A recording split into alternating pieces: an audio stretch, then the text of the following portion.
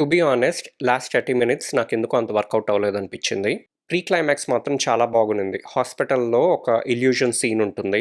I felt like it was a great attempt. I was genuinely interested in it and I wanted to watch what comes next. But ఆ illusion సీన్‌ని స్లోగా drag చేసుకుంటూ ఎళ్లారు. Too many ఐడియాస్‌ని try చేశారు.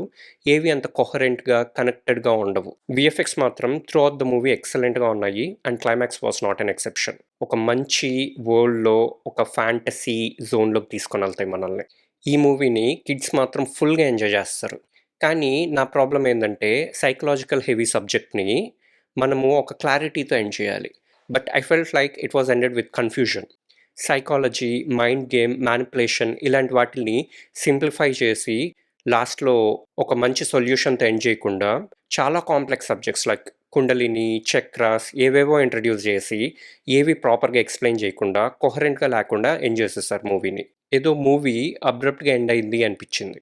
But the biggest disappointment I have is మనకి 'Raja Saab' first టీజర్‌లో, ట్రైలర్‌లో ఒక scene చాలా హైలైట్ అయింది. దాంట్లో ప్రభాస్ ఒక యాంగిల్‌లో ఉంటాడు. I don't want to reveal that scene more than this. But ఆ సీన్ మూవీలో లేదు. I was fully disappointed with it. ఆ సీన్ పెట్టుంటే చాలా బాగున్ను. I don't know why they removed that scene.